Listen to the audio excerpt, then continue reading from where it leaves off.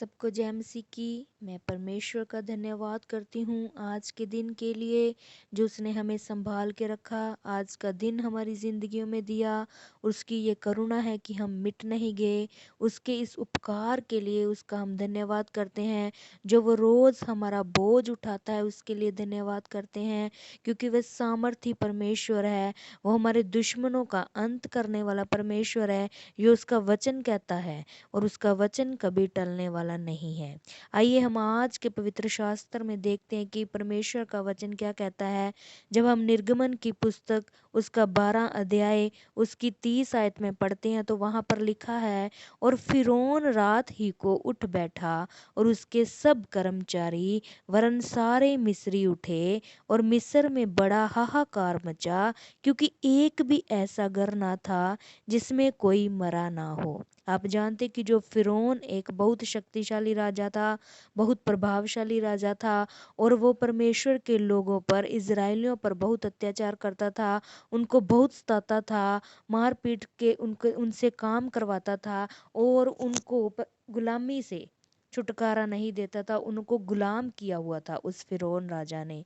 हम देखते हैं कि जब मिस्र के राजा ने इज़राइलियों को तंग किया और इज़राइलियों ने परमेश्वर को पुकारा, तो परमेश्वर ने अलग अलग दुखों के साथ मिस्र के राजा को ताड़ना दी। जिस रात परमेश्वर ने इज़राइलियों को छुड़ाना था, परमेश्वर ने मिस्र के और फिरौन के सारे कर्मचारियों के पहलौठे को मार दिया। इससे हम देखते हैं कि किस तरह परमेश्वर ने अपने लोगों के ऊपर दया की और उनको फिरौन, जो कि एक बहुत ही ताकतवर और प्रभावशाली राजा था, उसके हाथों से छुड़ाया। परमेश्वर ने एक सामर्थी राजा को, एक सामर्थी दुश्मन को हराया। उसी प्रकार परमेश्वर आज भी अपने लोगों को जिताना चाहता है और आज भी अपने लोगों की दुहाई सुनता है। आज भी वह ताकतवर शैतान के बंधनों को तोड़ने की सामर्थ रखता है। इसीलिए आओ हम परमेश्वर के वचनों पर विश्वास रखें और सचमुच परमेश्वर में बढ़ें। जिस तरह मूसा जब परमेश्वर के वचनों को लेकर इज़राइलियों के पास पहुंचा, और जब जब इज़राइलियों ने मूसा के वचनों पर विश्वास किया कि वह परमेश्वर की तरफ से भेजे गए हैं, परमेश्वर ने उनके जीवन में बड़े बड़े काम किए। आज वैसी ही प्रार्थना आप भी करें कि जब आप परमेश्वर की दुहाई दे तो वो आपकी जरूर सुने। हर एक दुश्मन का बंधन आपकी ज़िंदगी से टूटे। आप उसके वचनों पर विश्वास रखें। जो भी परमेश्वर के दास आपको वचन बोलते हैं उस पर भरोसा रखें, उनको माने और देखें कि आपकी ज़िंदगी में कैसे बढ़ोतरी का कारण बनती है। आप कैसे कैसे अपने जीवन में बड़े बड़े कामों को देखोगे, आप कैसे कैसे अपने जीवन में चमत्कारों को देखोगे, बड़ी बड़ी गवाहियों को देखोगे, क्योंकि आप उस परमेश्वर के वचन को मान रहे हैं जो उसने अपने दासों के ऊपर प्रकट किए हैं, और उनके दास आप तक वो वचन पहुंचाते हैं। जैसे मूसा इज़राइलियों को परमेश्वर के वचन के साथ भरता था, और वह जब फॉलो करते थे, मानते थे, तो वह बड़ी बड़ी आशीषों को प्राप्त करते थे। आज मेरी प्रार्थना भी ये है कि आप परमेश्वर के वचनों पर चलें और बहुत सी आशीषों को प्राप्त करें, और परमेश्वर से प्रार्थना करें कि हमें तुझ में बने रहने का अनुग्रह दे।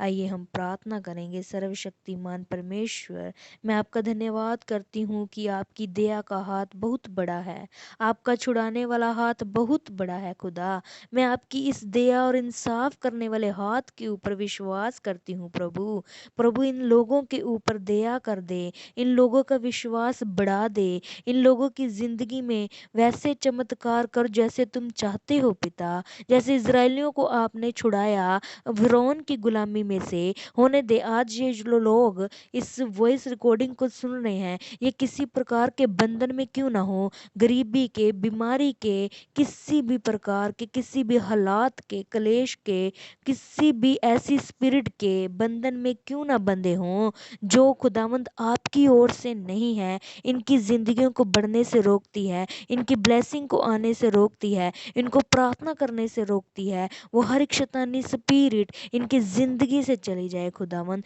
इनके कामों से चली जाए, इनकी आत्माओं को प्रभु जी तू छू ले और अपनी आत्माओं से भर दे। हर शैतानी इंसानी चाल इनकी जिंदगियों से फेल कर दे पिता। तेरी होली गोस्ट फायर के साथ हर एक शैतानी बंधन इनकी जिंदगियों से टूट जाए, और ये इनके वचन इनकी उनकी ज़िंदगियों में सोगुना फल को लेकर आएँ और ये आशीष पाएँ पिता, ये आशीष पाने पाएँ। खुदावंद हमारी प्रार्थना को सुने, कबूल करें। यीशु के नाम से मांगते हैं। आमीन, आमीन, आमीन।